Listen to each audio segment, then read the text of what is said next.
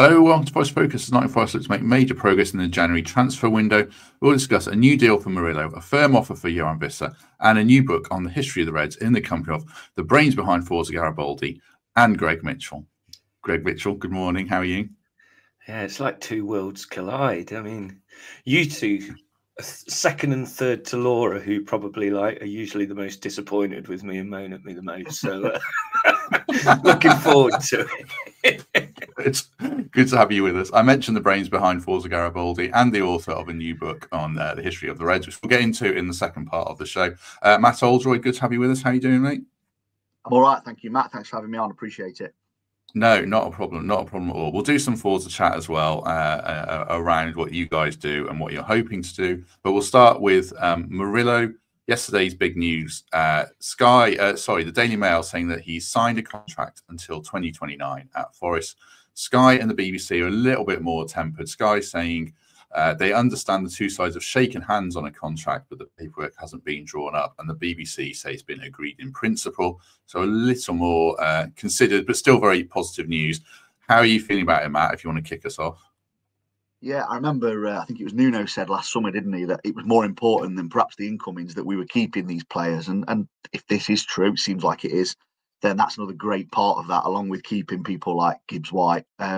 It's fantastic. He's epitomised a lot of what we've been about in terms of getting beyond that sort of slightly chaotic transfer approach of recent years, where we've gone out and found these fantastic players. And he perhaps is the poster boy of this world-class player that we've suddenly found, and perhaps encompassed best by his mazy little run at the end of the Southampton game on Saturday, or Sunday, should I say.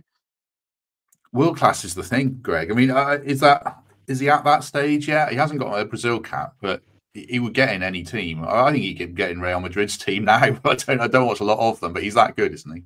He's in the next Brazil squad. Like, absolutely. If he's not, then what on earth have they got there? He's world class. He's currently top 2-3 defender in the Premier League. So, of course, he's world class. He's come on more than any player that we've signed in recent years. Is just incredible. And like you say, that run at the end of the game, one of them is going to go in soon, and that is going to go around the world. He's just an unbelievable player who, I remember there was an interview, a Brazilian interview last summer, who basically he said he was going to give us another year and then he wants Champions League football. Well, he clearly thinks we're getting it. So he's signed this contract, and although it's not actually extended his time on paper, has it? It's just kind of shored it up and given him what he deserves, especially for now.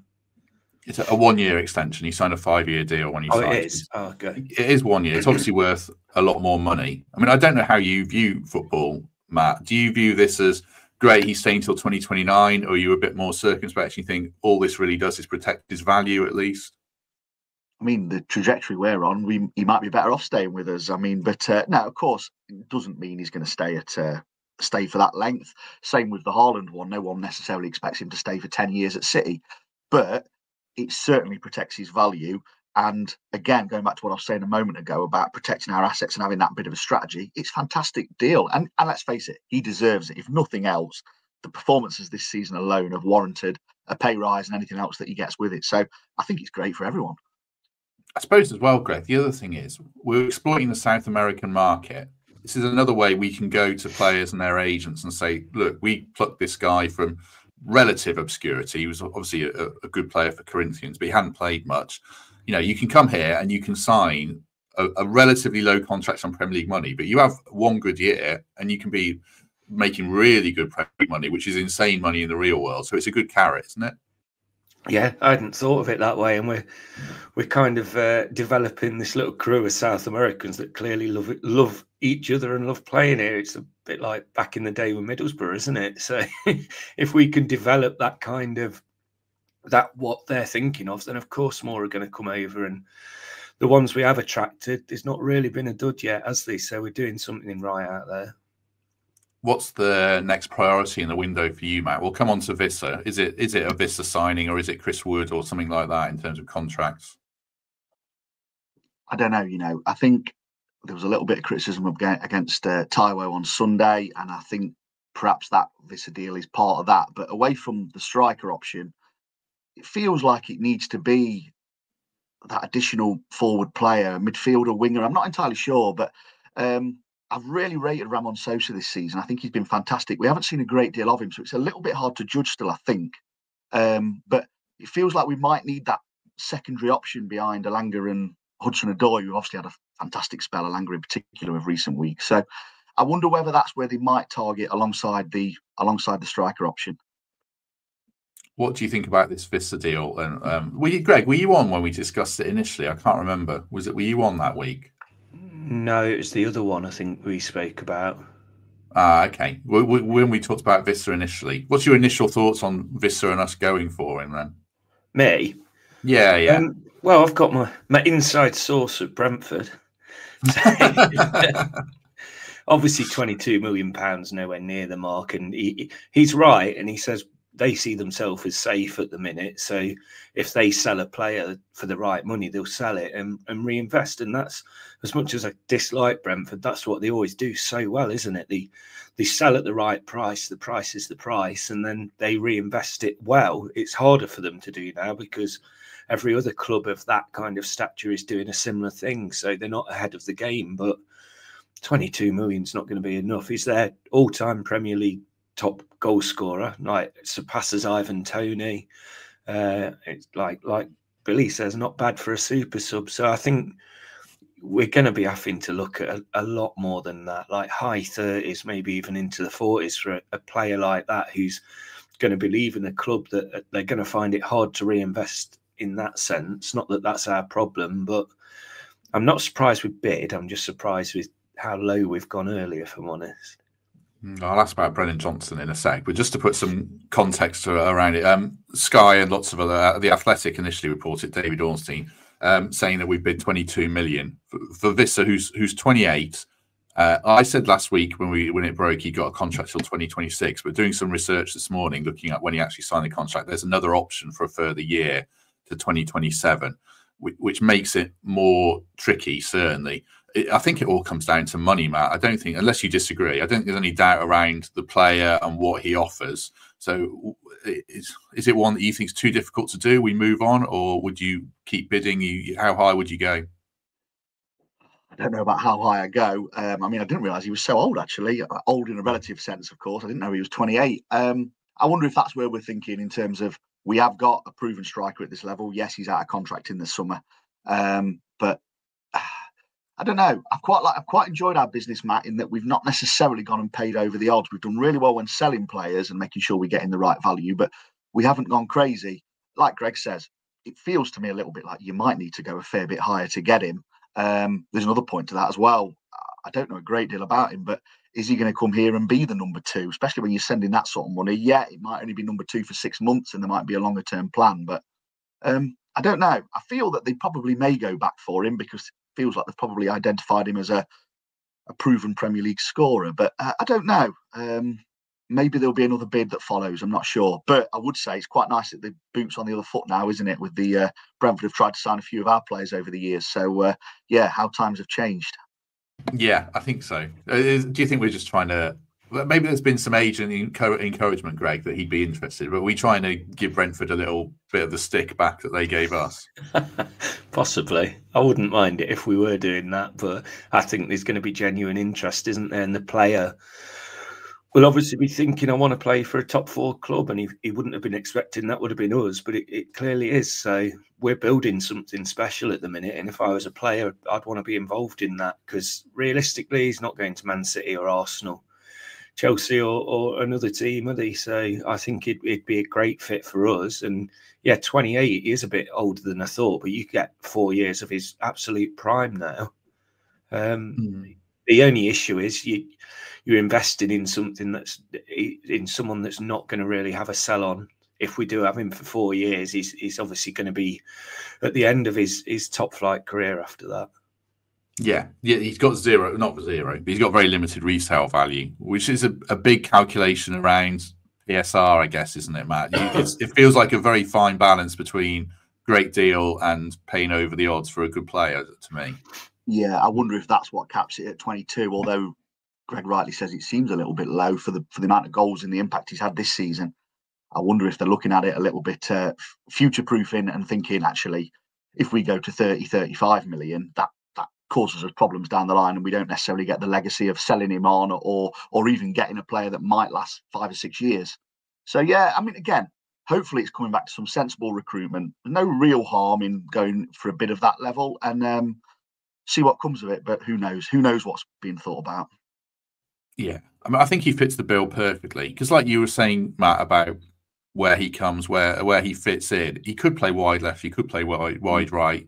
He could play as a number 10, but I don't think he'd be as effective. And he could play striker, so he's going to get a ton of minutes, whether he starts or not. He comes on in every game and probably starts quite a lot of them.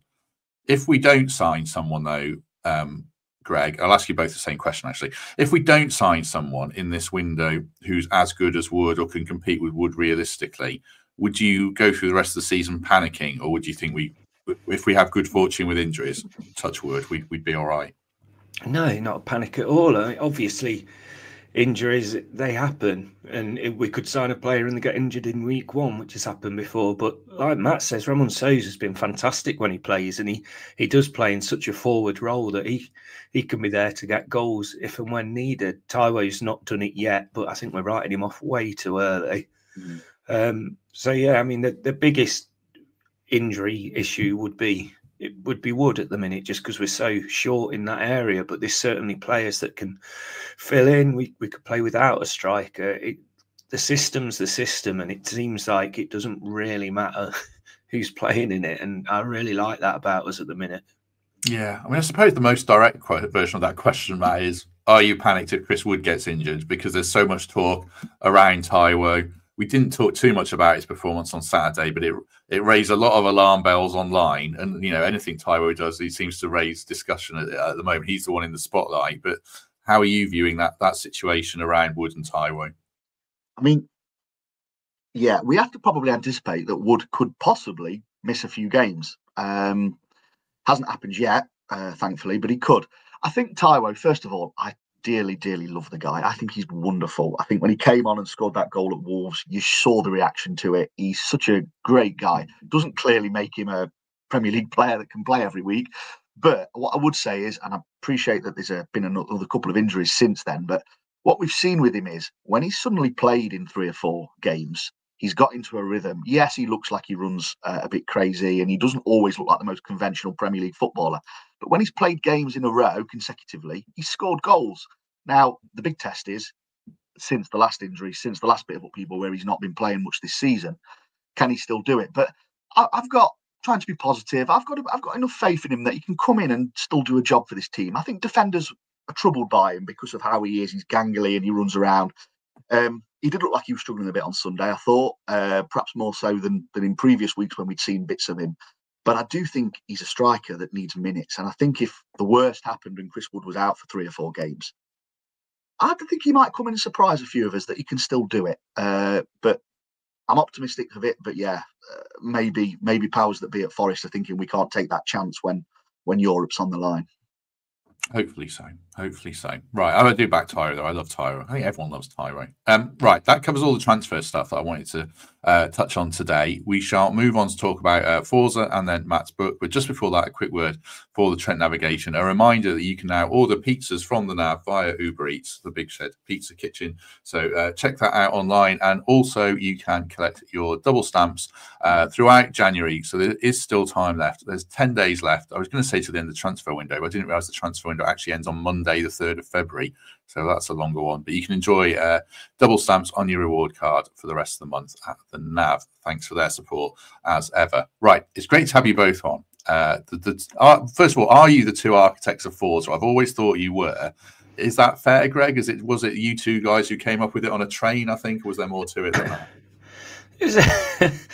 It's a bit of a drunken train journey. Yeah, I think we just decided something needed to happen, didn't it? It got a bit stale and the Fawaz era was drawing to a very elongated close and things weren't going right. The 150th celebration was not really being celebrated in the right way. And it kind of just, it didn't happen because we said we've got to do this. It kind of just started and snowballed, I'd say. Wouldn't you agree?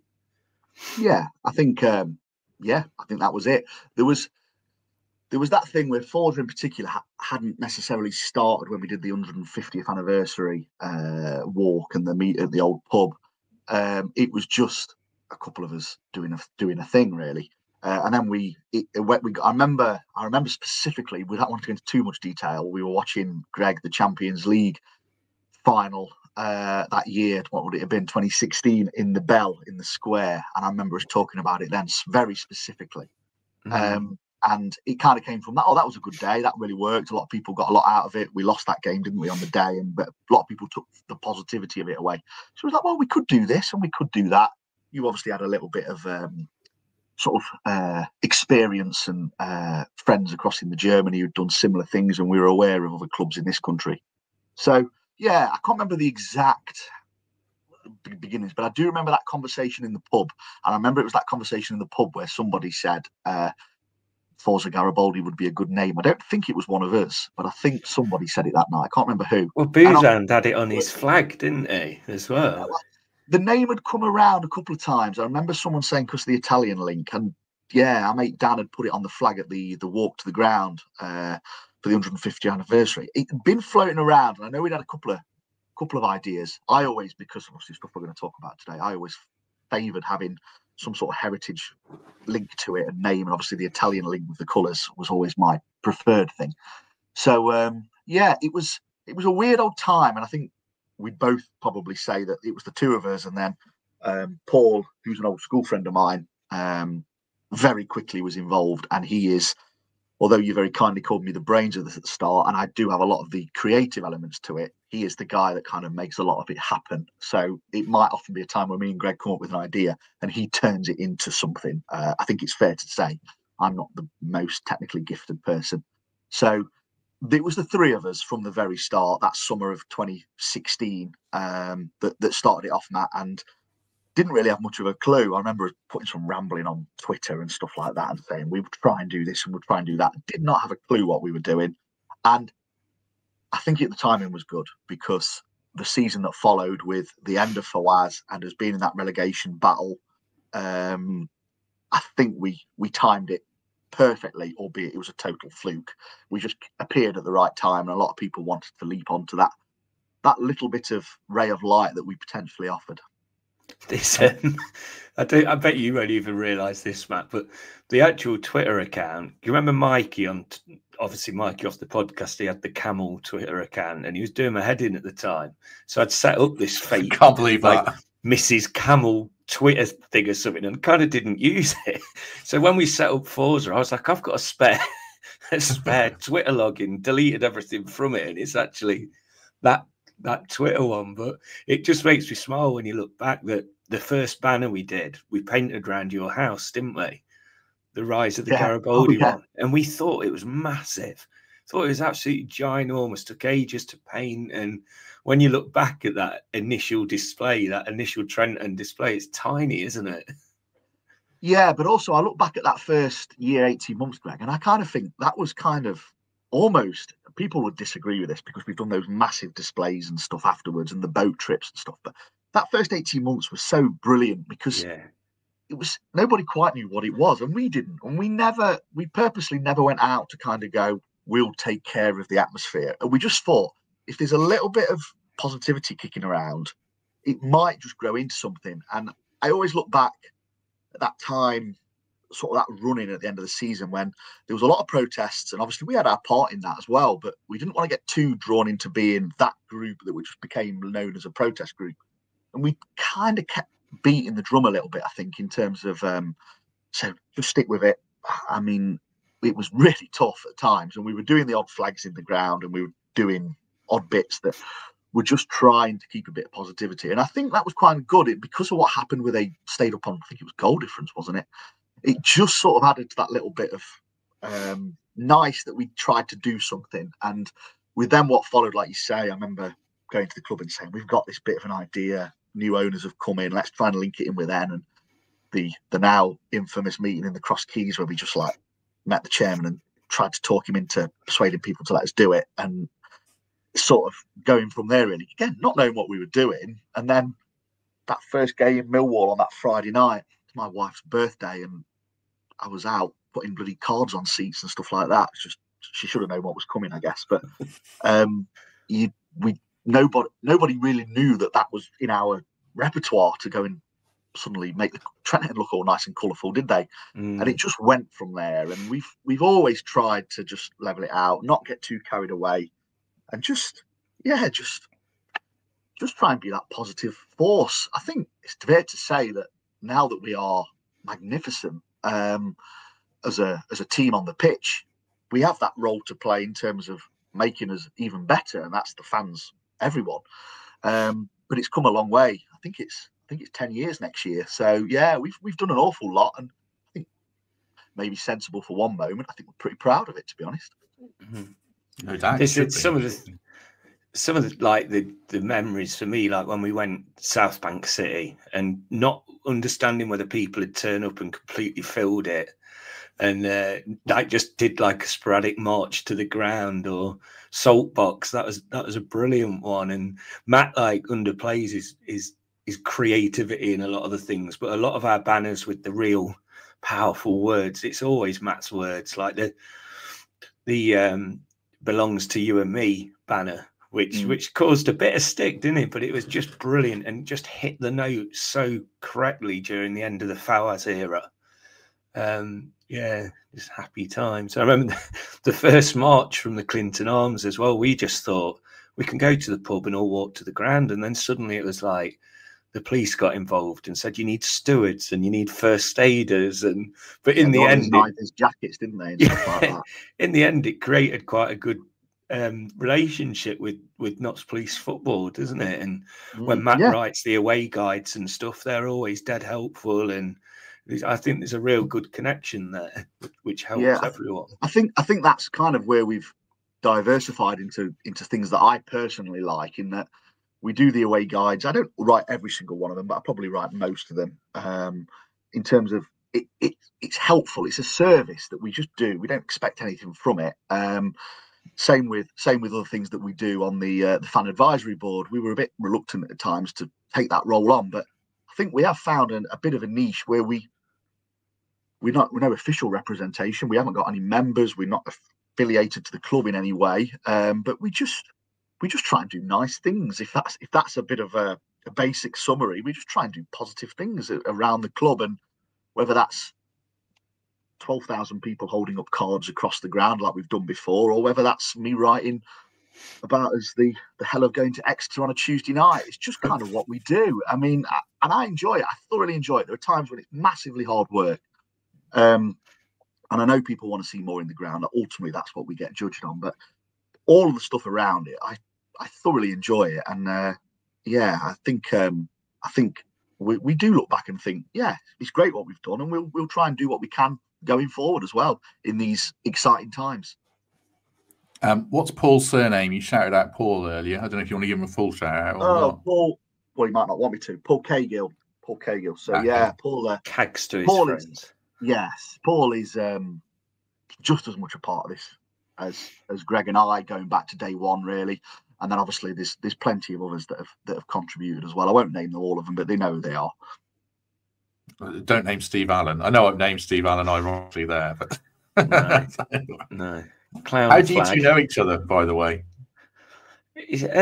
Well, when I got with Laura, she was friends with one of our mutual mates, and then started going on away days and stuff, and meeting Matt and a mate Mitchell, and then we just had this group that used to go on the train every time. And you go on my YouTube, and there's the Eric Lehigh song that went viral, and I look back at that now, and there's just some hilarious away trips down to London and Manchester, because we always used to have to play, no disrespect, rubbish teams. Like, you'd go via Manchester, wouldn't you, and then go to Wigan, but we'd always end up in Manchester waiting for the last train, and it was brilliant, wasn't it, looking back? So yeah, it's pure Forest that's done this.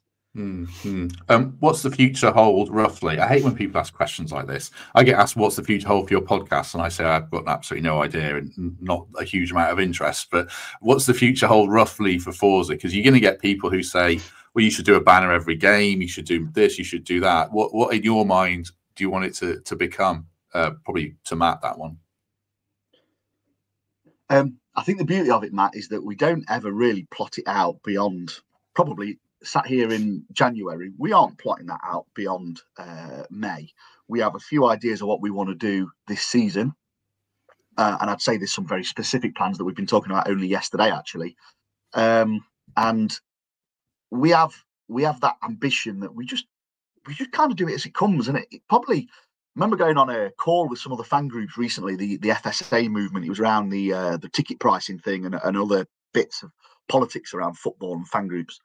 And there were some groups on there that were way smaller than ours in terms of the impact they've had and the social media presence. And they were all talking to me about they've got these official recognition and they've got proper sort of representatives that do this and do that, and they've even got like sort of proper official bank accounts and all that. And I was sat there going, not got any of that really. We just crack on. We don't know what we're doing. We don't know what we're doing next week, really. We do try and have to think a bit further forward. So in answer to your question, I think there was just an ambition there that as a group, me, Greg, Paul, these others, Simon, Steve, as you mentioned, we will just crack on and we will do it. And if something pops into our head like it did for the Liverpool game last week, where we said, you know what, we haven't done anything for Nuno yet, and there's a bit of an idea there around, I think it was the dreaming and believing strapline that we came up with, we just do it and we just go with it. So yeah, there are a few plans for the forthcoming season, but I can say for sure that beyond April, May, we aren't sat there going, well, we'll be doing this for next season, because we just don't know. What's the logistics, Greg, of inception of idea to actually seeing it come through? I mean, I obviously I'll come on to money. There's obviously a substantial amount of money involved, but in terms of time and how the idea becomes reality, how does that work?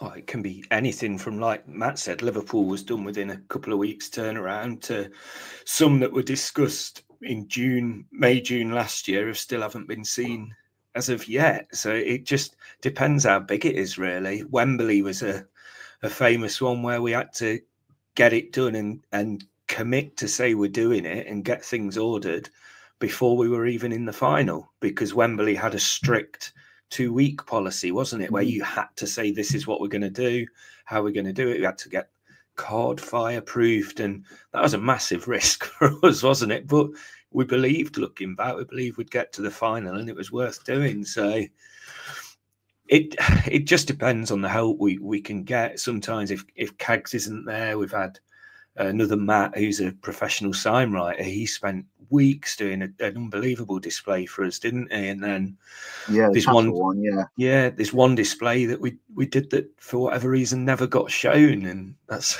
still in a friend's garage, isn't it? That was from the very first game back in the Premier League. So there's a lot of work and stuff we do that you'd never see, but there's certainly one at the minute that Kegs, I won't obviously mention it all, showed us what he'd been working on, and it's just fantastic. I love it to bits. And if things like that get shown, and then brilliant. But like Matt says, there's never really a lot organised. I mean, it's ridiculous. We've been to Parliament together on the back of Forza and the Safe Standing campaign. I remember naively trying to walk into the Houses of Parliament with a Forza flag and getting taken off by security as we go in. So yeah, just and the logistics side of it, Matt, is so crucial. We need to be probably better organised. If we're honest with ourselves, we tried to do a bit in the summer, and it just, because we aren't looking too far ahead and we don't know quite how the season's going to go. At this moment in time, we don't quite know what's coming as yet, of course. But we have a group. They don't necessarily know they're our group of volunteers, but we call on them quite regularly, and I guess we're very grateful to them just as much as we are to anyone that helps us, really, because they'll turn up most weeks and they don't necessarily have a role. Sometimes they're putting out card on seats or unveiling banners that they don't even know what's on it sometimes. So we do have a lot of gratitude to several people who have really come down and just turn up every week. But that group will hopefully in time, and especially if we're headed where we think we might be headed in terms of brilliant times ahead next season on the continent, we've got to find a way where we sustain this and hopefully make it bigger and better as well. But we aren't getting too carried away. As I say, Greg's right. We've got one or two very crystal ideas that we want to do in the months ahead, and then we'll just see what happens. But it will always be done with the help of generous people giving up their time and committing to it, really. So last thing on Forza before we talk about your book, Matt. I mentioned money. Obviously, it takes some funding. It sounds pretty laissez-faire how you do it. You don't have membership or anything like that. How is it funded? I was going to say, where can people send you money? But that sounds a bit too direct. But how do people get involved if they want to?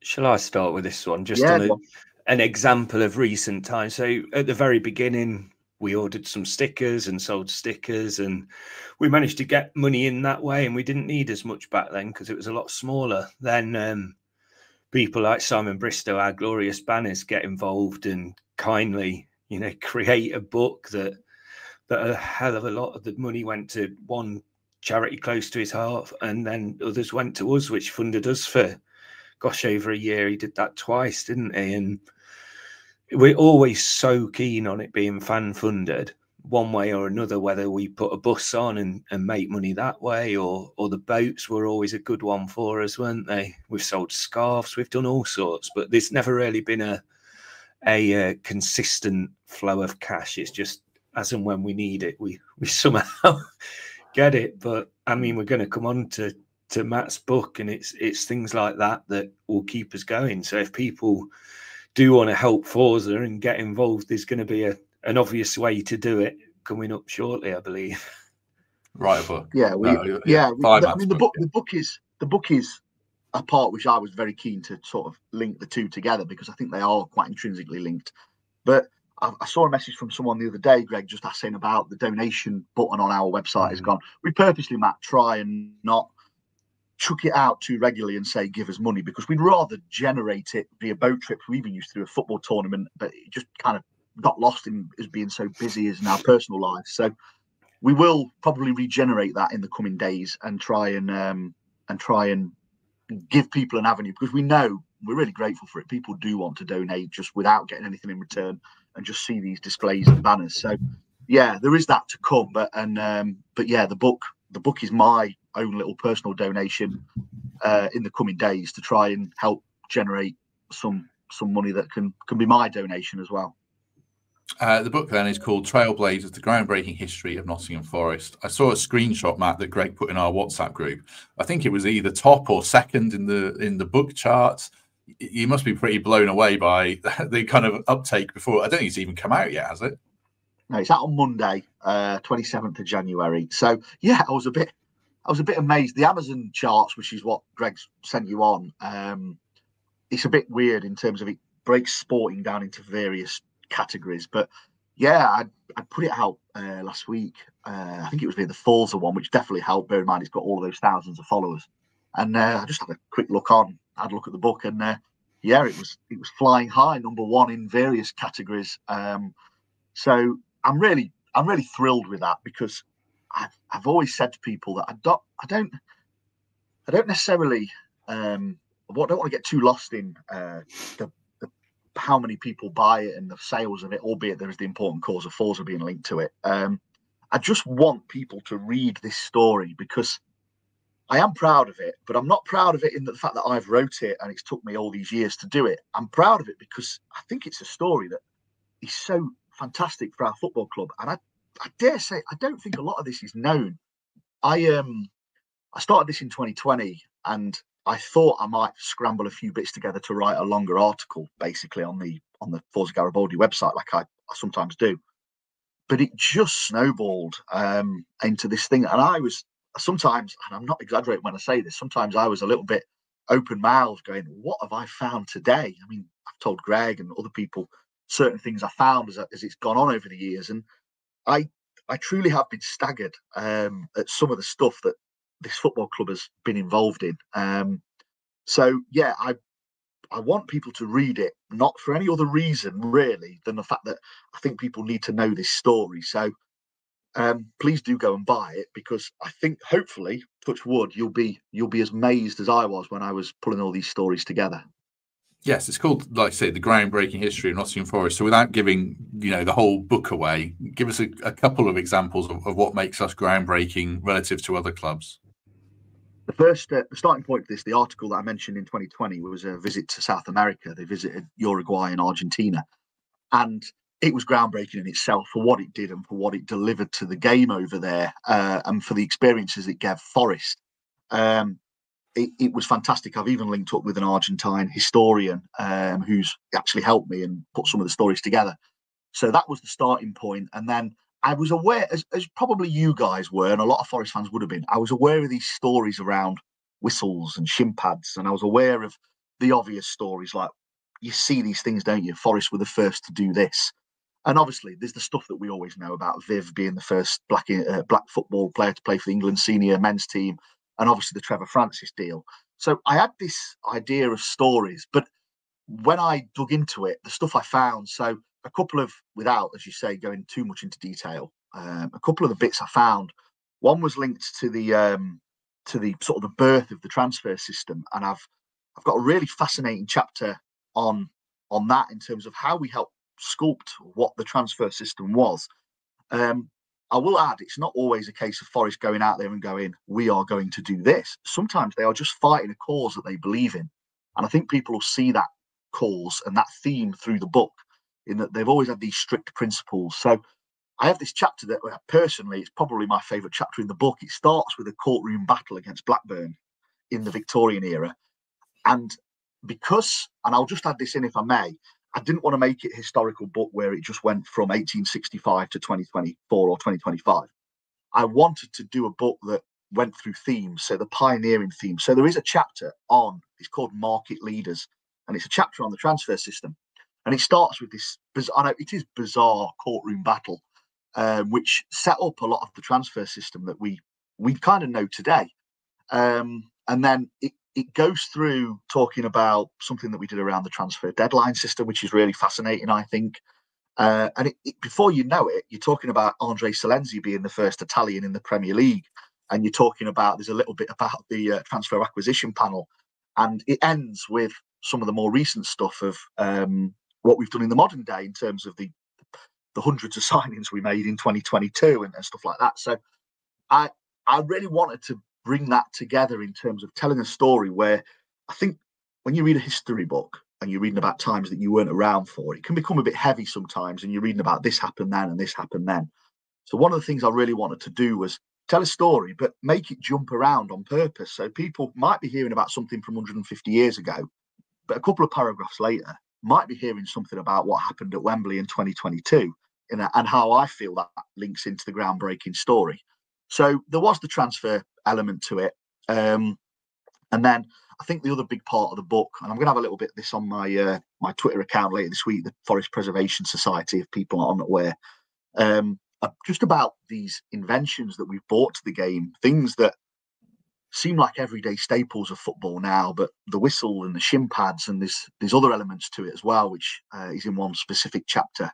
And there's a chap called Sam Widdowson, who was a player for us. He represented England, and he even became our chairman at one point. And he is a colossal part of our club. And I dare say, I think he's on a level with some of the greats that we know, the Clough and the Taylors, the Billy Walkers, because of what he did. It's just that his story was so long ago that it just sadly gets forgotten over time. And the poor guy's been dead 97 years. So I really wanted to try and relive these characters and bring them to the fore, but also put it in a modern setting. There's things that Sam did, for instance, which I won't tell you now because it's a great part of the book, but Sam did things around the way that we played the game and the way that he set up the team, because he was the captain, that were still being based upon now in the modern day and being a blueprint for the most famous teams that you can think of in the world right now. So I think it's really important that we get these stories out there. And I think it's been good that, yeah, we've had an appreciation of Forest being this club that have done that. But as I write in the book, I think it's almost a bit of a subtle part of the history. Whereas I think actually I try and frame this as like an alternative part of the club, which is you're always going to have 1979 and 1980, and you're always going to have the FA Cup winner 59 that we talk about and is remembered. But I think this is a story which is up there with those in terms of how important it is to our heritage. It's never going to get the same the flashpoints as Munich and Madrid, but it is so intrinsic to who we are. And the things that we have done have not just been highly, highly important to Nottingham Forest and Nottingham, but they have spread across the world. And I really, really, again, want people to hear these stories and appreciate them, because I truly think it is massively important that who we are. And I think it helps define who Forest are, along with Brian Clough and Peter Taylor, and along with the more recent years of success. So, yeah, I really think it's huge, and I'm hoping people will agree with me. And I mean, ultimately, it'll be people to judge whether they're as excited about these stories as I am, but hopefully they will be. Do you think, Greg, this sort of plays into Nottingham Forest being, every club thinks they're unique, but in a way this plays into Nottingham Forest being unique, but also Nottingham as a city? And I say this as someone who's not from Nottingham, but the kind of trailblazer thing, not just in football, but in, you go all the way back to Robin Hood, obviously, but in sport with the cricket, and, you know, how Notts changed cricket as well. It is part of a unique thing that is Nottingham and is Nottingham Forest. Yeah, just to confirm, you said you're not from Nottingham, not me, because I get a load of stick. I get a load of stick growing up in East League. Oh yeah, you're from Leicestershire border, but it is Notts anyway. But you only have to take a walk up Mansfield Road and see the old butchers where Herbert Kilpin was born, and there's a plaque to AC Milan on there. It's an incredible city, and I'm lucky enough and this is possibly like 2021, maybe even 2020, when Matt started sending me the odd chapter, and I thought, how have you found this? I now know that you spent many hours and days down in London at different libraries, but two, like, it really is incredible. And I think, I don't know, Matt, you might be able to answer this. Do you think some of the stories are going to upset a few other teams or fans that think they are? Well, I purposely try not to be too confrontational with it. So I definitely give credit where it's due, Greg, I reckon. So, for instance, there's a bit of a line that I always see noted that we were behind the invention of the crossbar. And along with talking about the shin pads and the whistles and other things, I kind of sort of not quite dismiss it, because we do have our fingerprints on it a little bit. But I try and give credit to where it's due, and that's probably up in Sheffield at Bramall Lane. So there are a few bits where certain clubs might kind of go, oh, I don't necessarily think that's right, but I certainly don't set out to try and push Forest ahead of others for the sake of it. I think I push Forest ahead of others because I think they generally deserve it, and I think there are stories in there which will, amaze people with how we have inspired things. So we talk about other clubs that have done X, Y, and Z, but on a few times I actually point to it and go, well, look at Forest, look what we did before this was even a point. So yeah, it might in some subtle way upset a few others, I guess, but it's certainly not written that way where I arrogantly push Forest to the fore. I think the stories just speak for themselves. I've got one more question, if that's all right. Carry on. Presenter, it might not please. necessarily be about the book, but Matt's very much one of the guys behind the fact that we realised how long our academy had been featuring in the first team squad. Was that because of your book research that came about? Yeah, so there's a chapter on the wartime Colts, which was Billy Walker taking over Forest during the World War II, and how it started. So the 1941 year, which I think most people will have probably seen now, obviously it came to a head when Zach Abbott was on the bench at Goodison Park a couple of weeks ago. That 1941 year was, I guess, through the book, it was my finding, going all the way back to then. And it becomes part of the book. It's not a massive part of the book because that story's still ongoing, thankfully. But it is in there, and it's that book has, in many ways, transformed the way I think about Forest. The research I've done to it, and it's been great in a way, because people ask me a question. I've got such a greater knowledge now of what we've done historically, that youth record being a big part of it. So a bit like what we were saying about Forza, me personally, I just love this stuff. I just want to put this stuff out there and make Forest a bigger and better club and more respected, and expand our culture and our heritage, because that youth record at the moment might not be fundamental to our success right now, but it's certainly been a big part of our history, and it's been a big part of our history in the last 10 years, where we've used these youth players, of course, to finance the club, and use these players to to take us to Wembley and stuff like that. So yeah, it has been part of the book, but it's also been a great sideline that I've just enjoyed doing because of what I enjoy doing. An excellent question, Gregory. Well done. Well done. Thank you. I assume this has been a labour of love, probably with the support of a loving wife, Matt. Do you know how many hours you spent researching this out of curiosity? Oh my word. Don't compromise your job.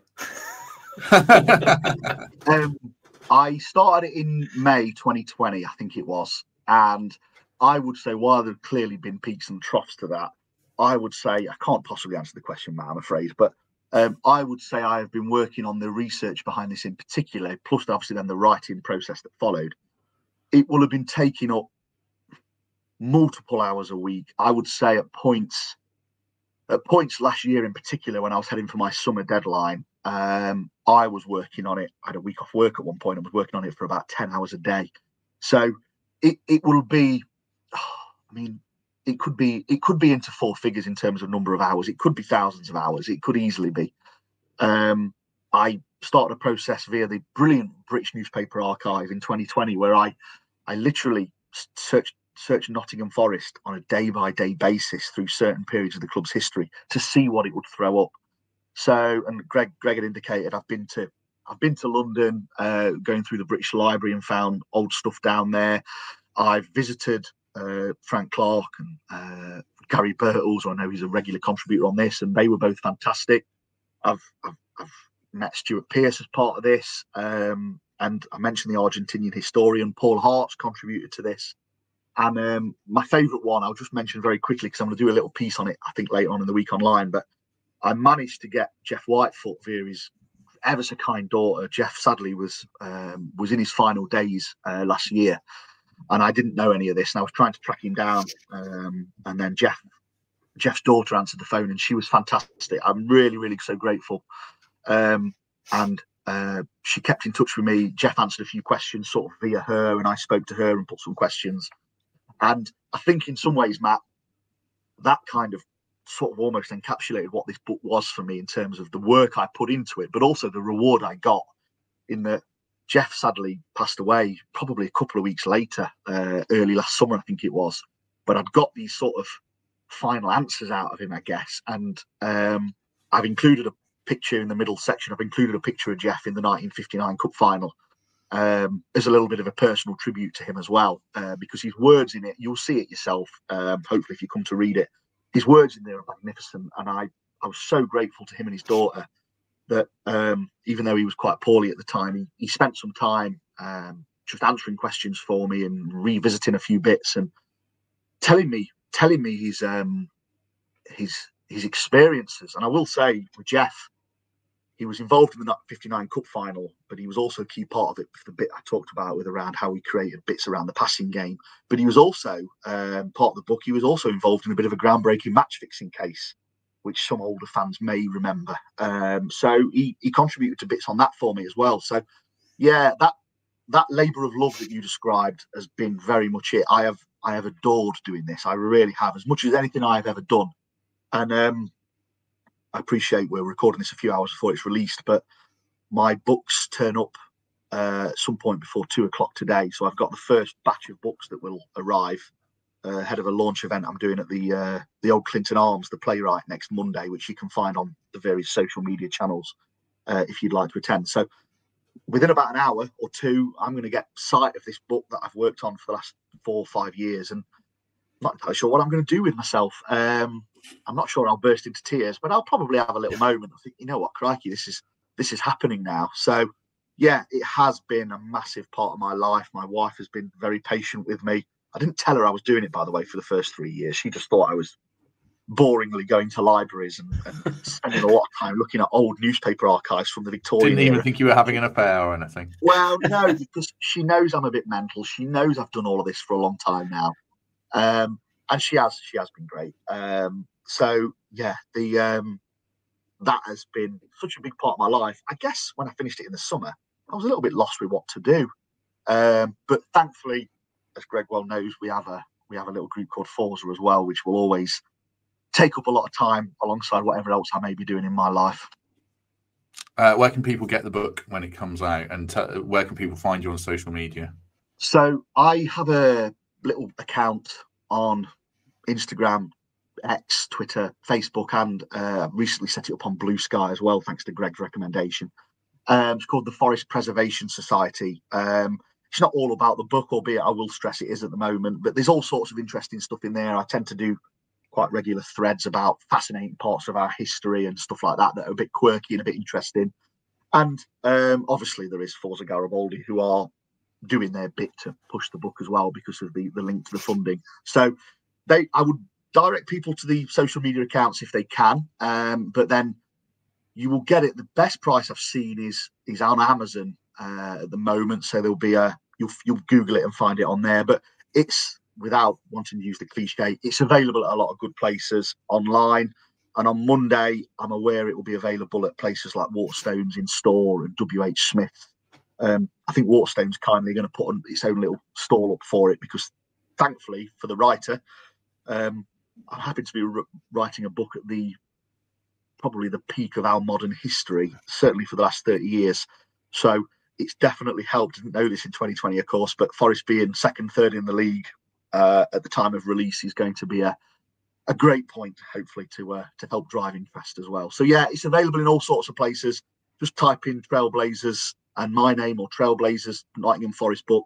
You will find it at a lot of good places. Yeah, just to reiterate, I'd be so grateful if people buy it, not for any personal gain. I'm not going to get anything from it. It will all go to Forza, which is its own great cause. And I just want people to read that story and hopefully enjoy that narrative that I've enjoyed for the last however many years now.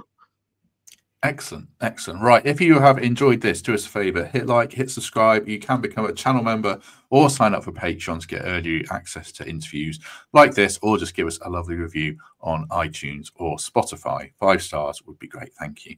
Greg Mitchell, anything you want to add before we go? No, loved that. I thought it was brilliant. Just enjoyed being a part of it and seeing like where it started for Matt. I can't believe it's 5 years ago, but it is to where it is now. I'd never even connected the dots about how successful we are at the minute. Your publisher must be loving that. But no, it's just fantastic. And like I say, I was lucky enough to read some of the chapters. It seems like years ago now. And I just can't wait to discover the other things he's found, because I certainly don't know half of what he's wrote, and see what everyone else thinks. Excellent. Who knows? Could be a film. Now, I forgot to ask you, Matt, way back at the start, we did a pizza advert, and I have to stick with tradition. You didn't. I have to ask you what your favourite pizza is. You know what? It's probably something simple like a barbecue chicken or a pepperoni. Will that do? Anything does. There's no wrong answers to this question. Yeah, nothing too fancy. Have I ever asked you, Greg? I don't know if you've been on one with pizza. No. Oh, I'm asking you now. No, because you asked me once, and then I mentioned a rival pizza place in Nottingham, and you got a bit Mardy saying our sponsors, the fantastic Trent Nav and Big Shed. I won't be pleased in that. But I love Enduja. Do you know when that spicy sausage? Yeah. Some like chili honey sauce on it. It's incredible. But I had enough pizza the other night. Emily gave me a couple of slices of her margarita, I think it was, and it was fantastic. So I hope I've redeemed myself there. I think you might have given the best answer there. What was it? Go on, say it again with the honey sauce. I want to hear that again. Enduja. It's kind of like a spicy sausage kind of crumble thing, and then you need to get some of this chili honey sauce on top. It's amazing. Oh, I don't accept anyone who likes a Neapolitan as their favourite pizza as well. Any kind of pizza where you have to use a knife and fork's not right. So I'm glad you asked now. I've got angry. Perfect note to end on. Right, like I say, we'll leave it there. We shall be back. We're doing things a bit out of order because of a little scheduling conflict. So tomorrow will be a Bournemouth preview, and then Thursday we'll do that Matt Sells look with James Belshaw. I was chatting with him last night about it, and it's really interesting around what is really good, but also a slightly concerning weakness that we probably have. But we'll discuss that on Thursday. I'm looking forward to hearing more from James. And then Friday, we'll have an opposition preview, and Saturday, a post-match show. So do join us for that if you can. But if not, I haven't said thank you. Greg Mitchell, thank you very much. Thank you. Enjoyed that. Matt Oldroyd, thank you very much. Thanks, mate. Appreciate it. No problem at all. It's a psychological thing, or I should say thank you to the guests. But yeah, if you don't join us for that, then hopefully we shall see you soon.